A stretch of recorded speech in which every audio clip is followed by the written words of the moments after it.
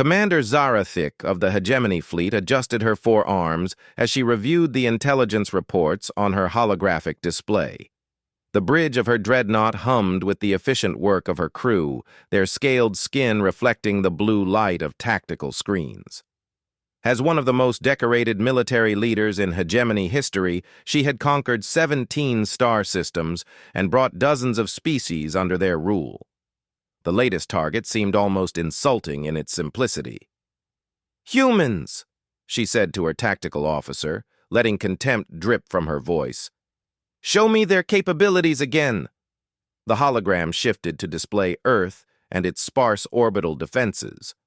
A handful of space stations, some outdated missile platforms, and a pitifully small fleet of ships that looked like toys compared to hegemony vessels.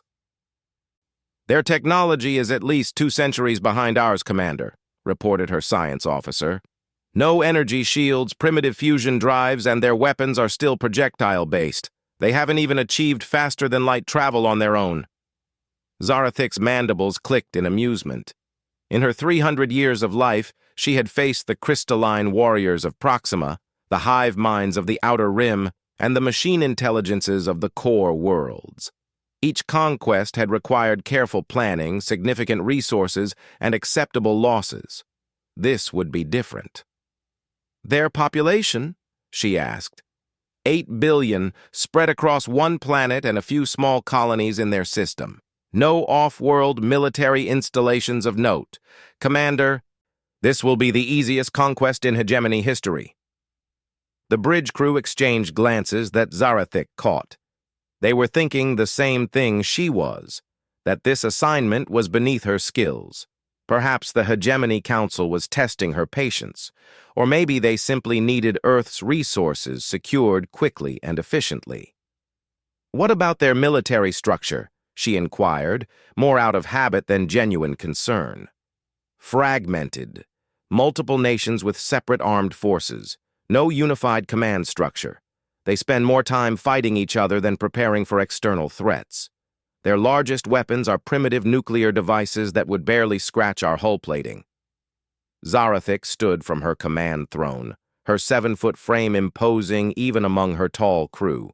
She had earned her rank through cunning, ruthlessness, and an ability to spot weakness in any enemy.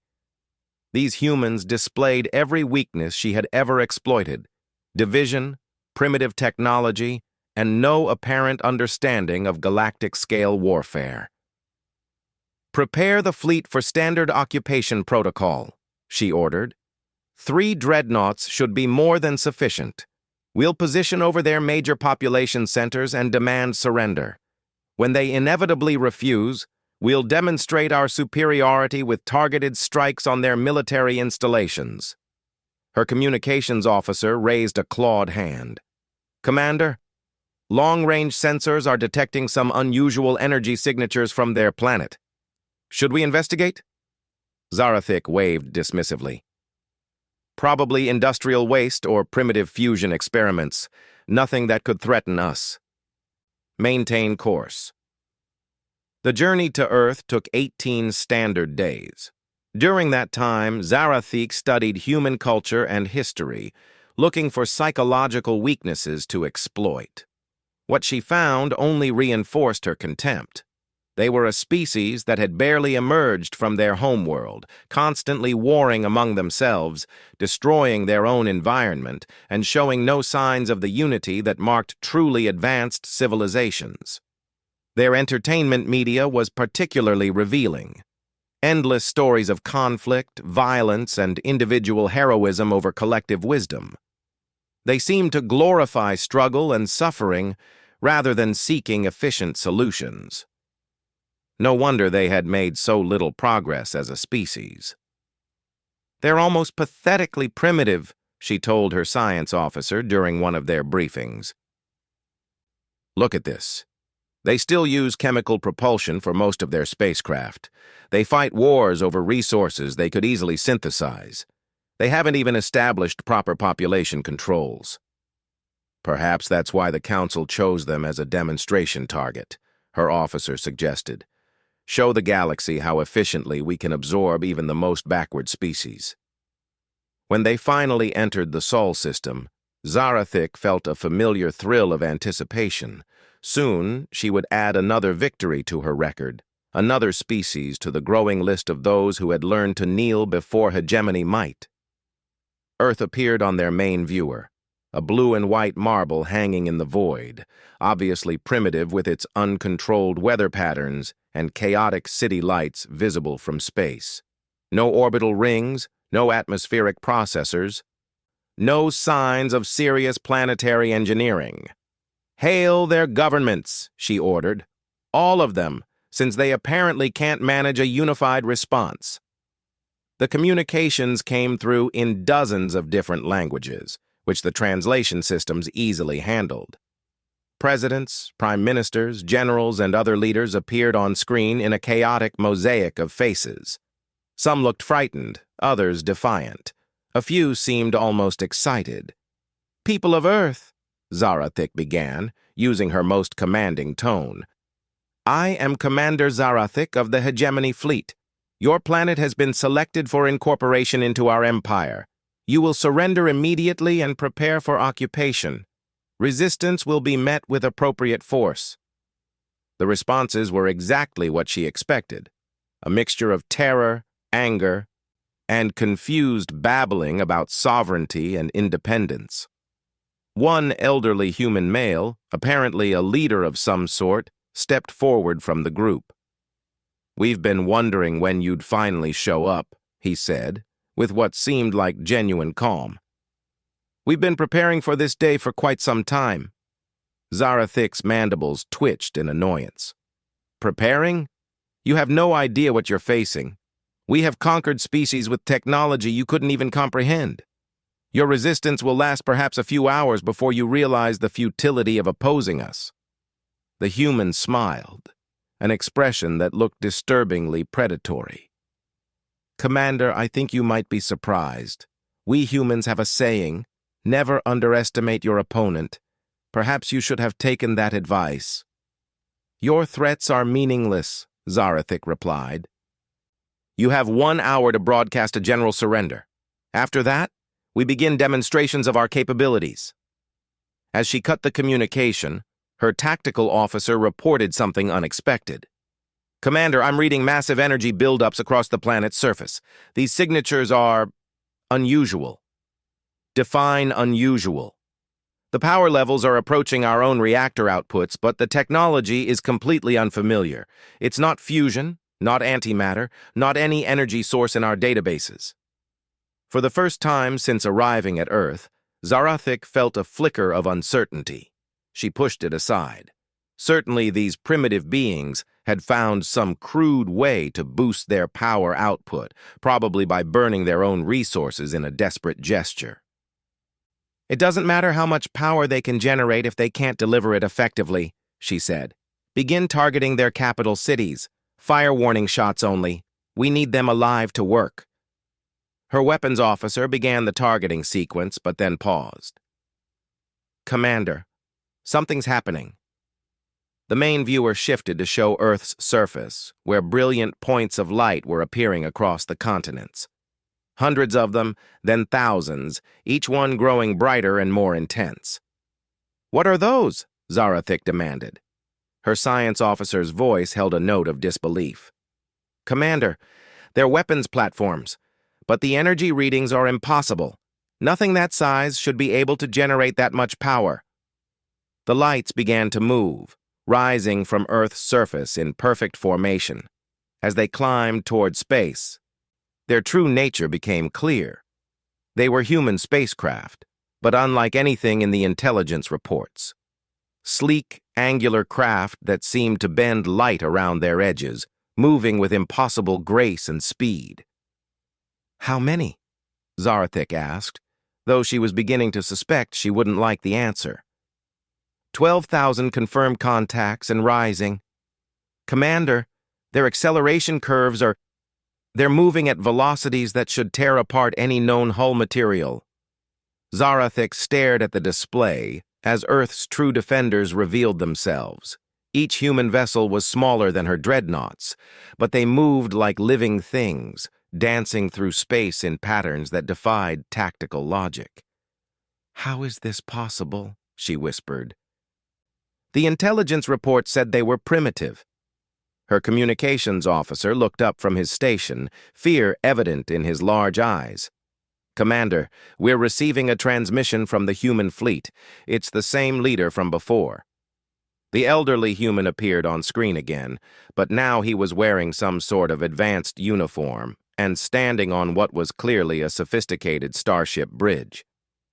"Commander Zarathik," he said pleasantly, "I believe you mentioned something about demonstrations of capability? Perhaps we should show you what humans are really capable of when we put our minds to it."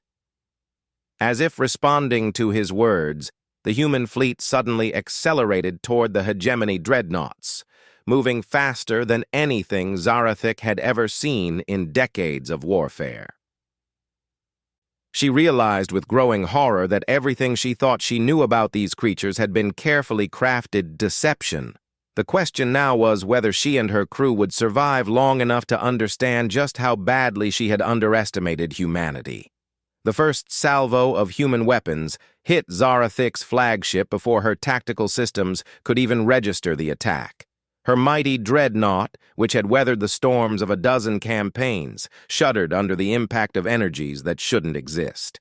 "Shields at 60%, her engineer reported in shock. "Commander, that's impossible. Nothing that small should be able to penetrate our defensive systems." Zarathik gripped her command throne as another wave of human fighters swept past her fleet. They moved like schools of fish, each vessel somehow knowing exactly where the others would be, coordinating their attacks with precision that exceeded even hegemony battle computers. "Return fire! All batteries!" she commanded.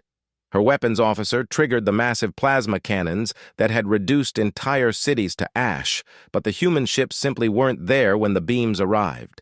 They twisted through space as if they could see the future, avoiding every shot with movements that defied physics. "How are they doing that?" she demanded. "No organic pilot should have those reaction times." Her science officer was frantically analyzing the enemy vessels. "Commander, I'm not detecting any artificial intelligence systems. These ships are definitely being piloted by biological entities. But their neural interface technology is beyond anything in our databases." The elderly human leader's voice crackled over the communications channel. "You seem surprised, Commander. Did you really think a species that survived ice ages, plagues, wars, and near-extinction events would be easy prey? We've had a very long time to learn how to fight." Another wave of human ships streaked toward her fleet, but these were different, larger, more heavily armed. As they approached, space itself seemed to ripple around them. "What are those signatures?" Zarathik asked. "Unknown technology, Commander. The energy patterns don't match anything in hegemony science. It's as if they're manipulating fundamental forces we don't understand." The new human vessels opened fire, and Zarathik watched in horror as streams of what looked like liquid lightning tore through her escort ships. The hegemony vessels, which had seemed so mighty just minutes before, crumpled like paper under the assault. "All ships retreat to defensive formation, Omega," she ordered. "Concentrate our firepower." But the human fleet didn't give her time to regroup. They pressed their attack with a ferocity that was both calculated and utterly savage. Each human pilot fought as if the fate of their entire species depended on their individual performance. "Commander," her communications officer called out, "I'm intercepting human battle communications. You need to hear this." The bridge filled with the voices of human pilots, speaking in their rapid, clipped language. Even through the translation system, their determination was unmistakable. "Alpha Wing, cover the heavy cruisers while they reposition." "Copy that. Phoenix Squadron, watch your 6. Those big ugly ships pack a punch." "No kidding. But remember, we've been training for this our whole lives. For Earth and all her children, let's show these aliens what humans do to bullies." Zarathik felt something she hadn't experienced in centuries of warfare, genuine fear. These weren't the panicked cries of a desperate defense. These humans were fighting with the calm professionalism of a military that had been preparing for exactly this scenario. "How long have they been ready for us?" she whispered. The human commander's voice answered her as if he had heard the question. "About 70 years, give or take. We've been watching your empire expand, Commander. Learning your tactics, studying your technology, preparing for the day you'd come for us." The main display showed tactical information that made Zarathik's blood run cold. The human fleet wasn't just attacking. They were herding her ships into specific positions, cutting off escape routes with surgical precision. "They're using our own formation against us," her tactical officer reported in amazement. "They know our protocols better than we do." One of her dreadnoughts exploded in a brilliant flash as concentrated human fire overwhelmed its defenses. The massive ship had taken decades to build and carried a crew of thousands. Now it was nothing but expanding plasma and debris. "Commander, incoming transmission from Hegemony High Command," her communications officer announced. Admiral Vexitar's image appeared on her screen. His usual composure cracked with concern. "Zarathik, what is your status? Long-range sensors are detecting massive energy discharges from your position. Admiral, the humans were ready for us. This isn't a primitive species. They've been preparing for invasion for decades. Their technology rivals or exceeds our own in several areas." Vextar's mandibles clicked in disbelief. "That's impossible. Our intelligence indicated they were centuries behind us." "The intelligence was wrong," Zarathik snapped as another wave of human fighters strafed her bridge shields. "Or they let us believe what we wanted to believe. Admiral, I need immediate reinforcements or we're going to lose the entire task force." Before Vextar could respond, the human commander's voice cut into their communication channel. "Admiral, I presume? This is Admiral Chen of the Earth Defense Force. Your commander has just learned an important lesson about underestimating opponents. I suggest you pay attention." The bridge display shifted to show the battle from a wider perspective. Zarathik's 3 mighty dreadnoughts were completely surrounded by human vessels, their formation broken, their weapons largely ineffective against enemies that fought like ghosts. "Humans have a concept called asymmetric warfare," Admiral Chen continued conversationally. "When you can't match an enemy's strength directly, you find other ways to win. We've had thousands of years to perfect the art of defeating superior forces." Zarathik watched her second dreadnought list to one side, its engines dead, emergency lights flickering across its hull. Her flagship was down to 30% shields and taking damage faster than the repair systems could compensate. "What do you want?" she asked through gritted teeth. "To talk," Chen replied. "Specifically, to teach you something about the species you thought you could casually conquer. See, Commander, your mistake wasn't just military. It was philosophical." The human fleet suddenly ceased fire and pulled back to a respectful distance. Zarathik's remaining ships were crippled but not destroyed, held in place by some invisible force that her sensors couldn't identify. "You think strength is about bigger ships and more powerful weapons," Chen said. "But human strength comes from something else entirely. We don't fight because we're the strongest. We fight because we refuse to give up." A new image appeared on the main display. Earth itself, but not as Zarathik had seen it before. This was Earth as it truly was, with hidden installations across every continent, orbital platforms that had been camouflaged as space debris, and weapon systems that could have reduced her fleet to atoms at any moment. "Every human child learns the stories," Chen continued. "How our ancestors survived the ice with nothing but stone tools and stubborn determination. How we climbed out of caves and built cities. How we turned a small blue planet into the launching point for something greater than your empire ever imagined." The display showed more. Human colonies in distant star systems, exploration vessels pushing into uncharted space, research stations conducting experiments that pushed the boundaries of known science. You see primitive savages, Chen said. We see the descendants of survivors who have never accepted defeat as final. Your empire conquers through superior force. We survive through superior adaptation. Zarathik stared at the images, her 3-century military career crumbling around her like sand castles. Everything she thought she knew about warfare, about strength, about the natural order of the galaxy, had just been revealed as illusion. "What happens now?" she asked quietly. Chen's weathered face showed something that might have been sympathy. "Now, Commander, you have a choice. You can return to your empire with the knowledge that Earth is not the easy conquest you expected. Or you can stay and learn what human strength really looks like." The tractor beams holding her ships suddenly released their grip. Zarathik's fleet was free to leave, their weapons and engines mysteriously restored to working condition by technology she couldn't understand. "Take your time deciding," Chen said. "But remember, we didn't survive this long by being weak. We survived by being something much more dangerous than that."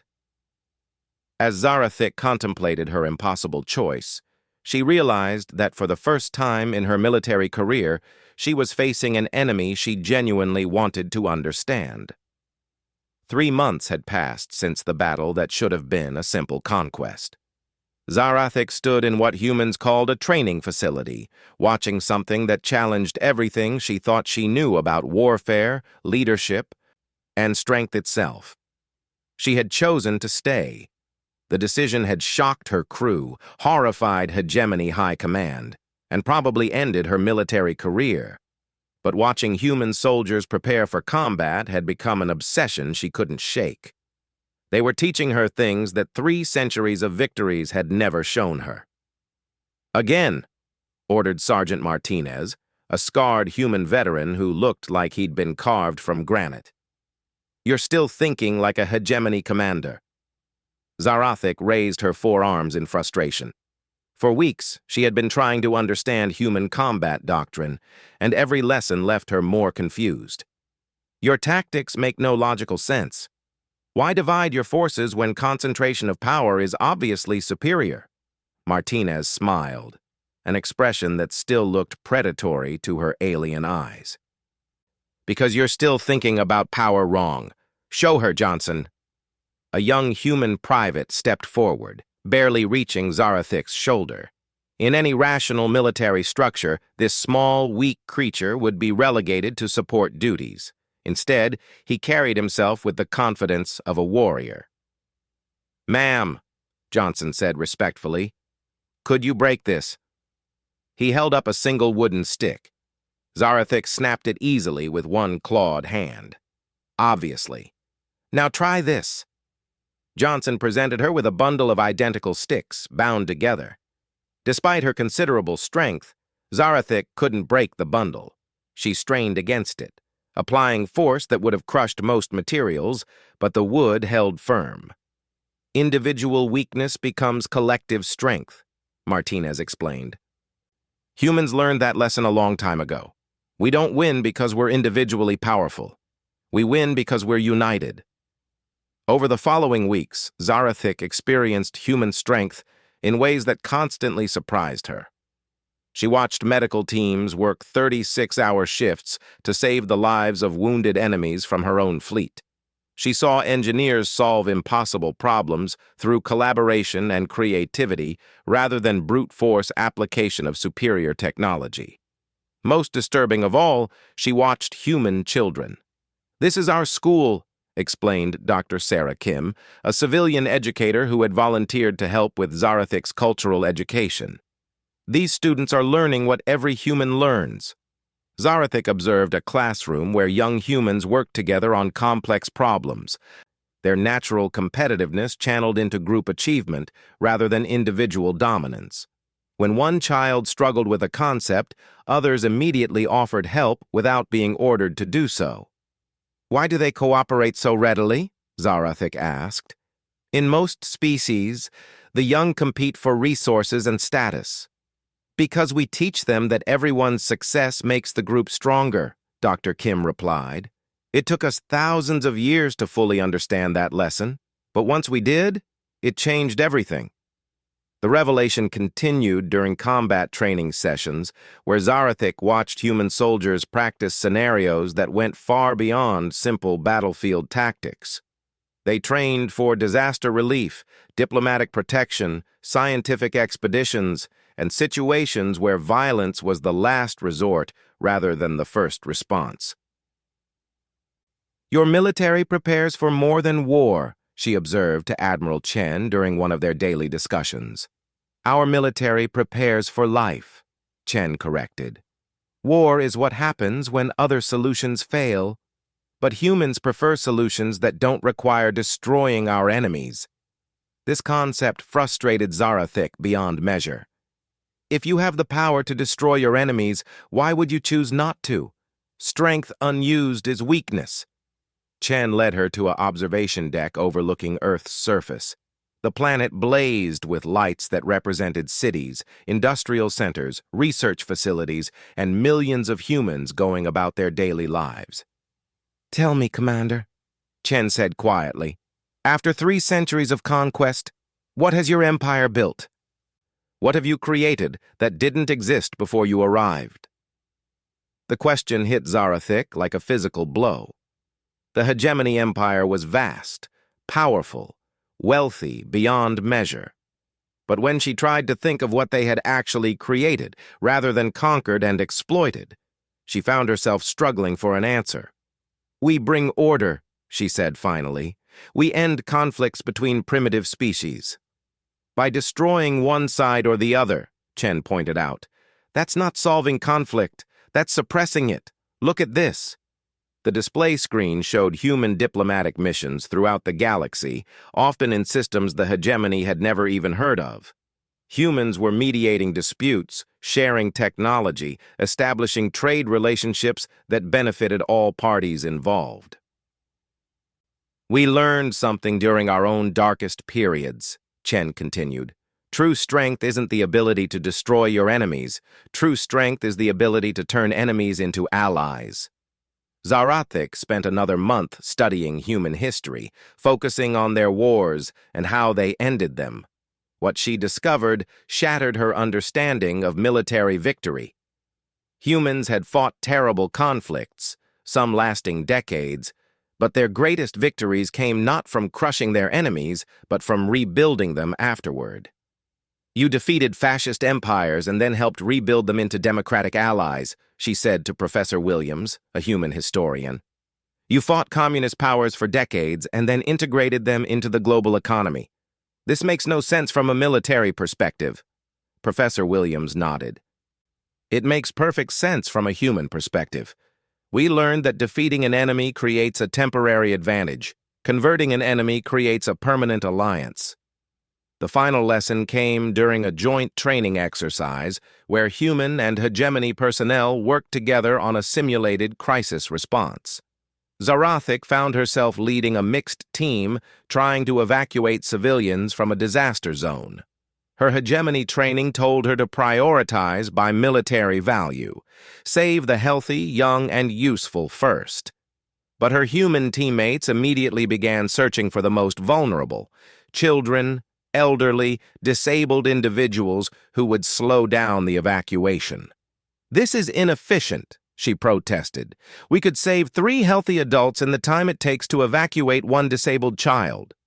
Corporal Davies, a human medic, looked at her with something approaching pity.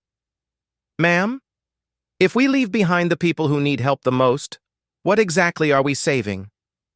The question echoed in Zarathik's mind long after the exercise ended. She began to understand that human strength wasn't measured by how much force they could apply, but by how much care they could extend even to those who couldn't contribute to their power. On her final day before returning to Hegemony space, Admiral Chen found her in the observation lounge, staring out at the stars.